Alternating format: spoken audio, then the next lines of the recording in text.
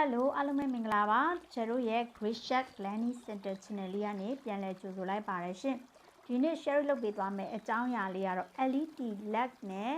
စတဲ့စကားလုံးအသုံးအနှုန်းလေးတွေကို share လုပ်ပေးသွားမှာဖြစ်ပါတယ်ဒါဆိုရင်ပထမအချက်အနေနဲ့ကျတို့သိရမှာက LED apostrophe X LED apostrophe S ကဘာလဲဆိုတာလေးကိုသိရပါမယ် is a contraction of LED as LED US as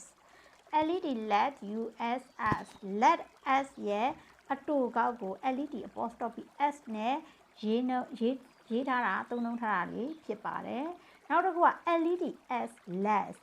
ဒီ less ကတော့ is the third person singular present tense form of the verb verb form let ရဲ့ verb form ကို singular present tense အနေနဲ့ s ထည့်ထားတာပဲဖြစ်ပါတယ်ဒါဆိုရင်တချို့ကဒီနေ့လေ့လာကြရမှာကတော့ LED apostrophe X ဆိုတဲ့အသုံးအနှုန်းလေးတွေပဲဖြစ်ပါတယ်ဒါဆိုရင်ခြေတို့ကကြည့်ရအောင်နံပါတ်1အနေနဲ့ let's go let us go ကိုသူက let's go လို့ပြောထားတယ် let's go သွားရအောင်နောက်တစ်ခုက LED apostrophe S မပါဘူးဆိုရင်သူက let ရဲ့နောက်က object ကိုလိုက်ရမယ် let me in ဒီနေရာမှာတော့ LED apostrophe S မဟုတ်တော့ဘဲနဲ့ LED let ရိုးနဲ့နောက်က object လိုက်မယ်။ဘာလဲဆို me လိုက်မယ် let me in အထဲဝင်ပါရစေ let me out အပြင်ထွက်ပါရစေနောက်တစ်ခုက LED apostrophe S ပါပြီဆိုရင်တော့သူကနောက်က object လိုက်စရာမလိုတော့ဘူး me တွေပါတွေမပါတော့ဘူးဟုတ်ပြီလား let's eat sushi စားရစေအဲ့ဆို LED apostrophe S ကိုတွေ့ရတယ် LED US letters ကိုအတူကောက်ရေးထားတာဆိုတာကိုသိရပါမယ် let's eat sushi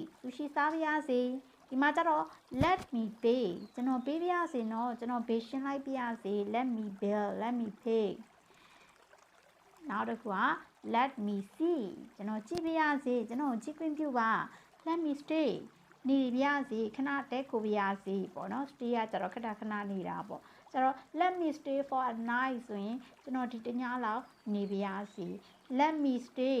for a night ဆိုရင်ကျွန်တော်တညလောက်တဲကိုပြရစေနောက်တစ်ခုက let's begin စားလိုက်ကြစို့ let's start စားလိုက်ကြစို့ let's hurry up မြန်လုပ်ကြစို့နောက်တစ်ခုက let's go dancing သွားကြရအောင် let's go dancing let's go by bus ကနဲ့သွားကြရအောင်ဒီနေရာမှာ let's go by bus နေရာမှာ by train by ship ကိုကြိုက်တဲ့အရာလေးတွေထည့်ပြောလို့ရပါတယ် let's meet again soon မကြခင်ထပ်တွေ့ကြစို့နော်ကျွန်တော်တို့မကြခင်ထပ်တွေ့ကြစို့နော် let's meet again soon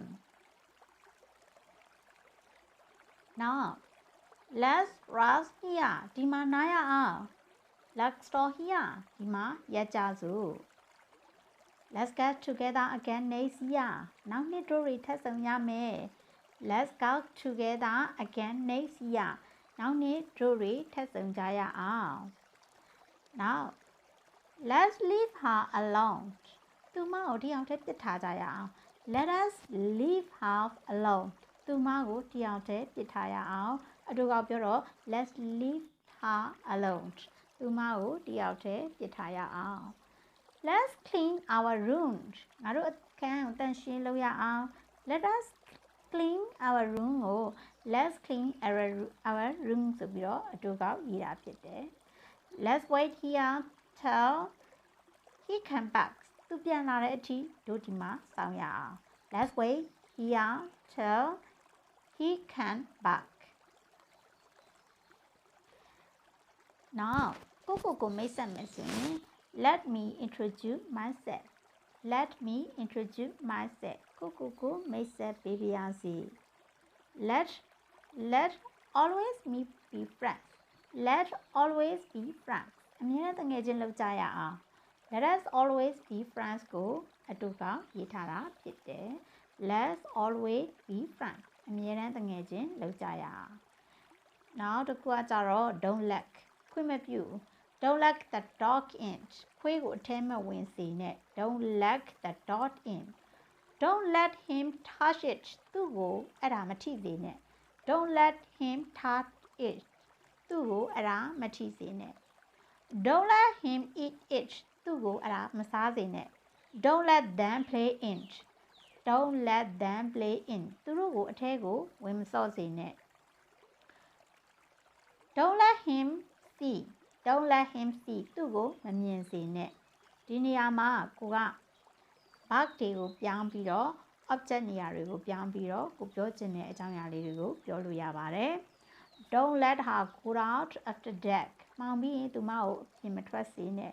Don't let her go out after dark မောင်ပြီးရင်သူမကိုအပြင်မထွက်စေနဲ့နောက်တစ်ခုကကြတော့ the 5 လောက်တဲ့စကားလုံးတွေပေါ့နော် Let them stop ဒီကောင်တွေငတ်ပါစေ Let them stop to dark ဒီကောင်တွေငတ်သေးပါစေနောက်တစ်ခုကဒါတော့ကျင်းသွားတာပေါ့နော် I will let you know what I am ငါဘာကောင်လဲဆိုတာမသိစေရမယ် Let you know what I am ဘာကောင်လဲဆိုတာမသိရမယ် I will let you know what I am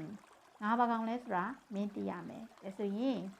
let နဲ့သုံးတဲ့အသုံးနှုန်းစာကြောင်းလေးတွေကိုအနည်းငယ်သိမိကောင်းမရှိသွားမယ်လို့တော့ယုံကြည်ပါတယ်နောက်ဗီဒီယိုကလစ်တစ်ခုမှပြန်လည်တွေ့ဖို့မျှော်လင့်ပါတယ် Okay bye bye အားလုံးပဲနှစ်သက်မှာပျော်ရွှင်ပြီးတော့ကံကောင်းပြီးတော့အောင်မြင်ကျန်းမာချမ်းသာရှင်လန်းနေကြပါစေရှင်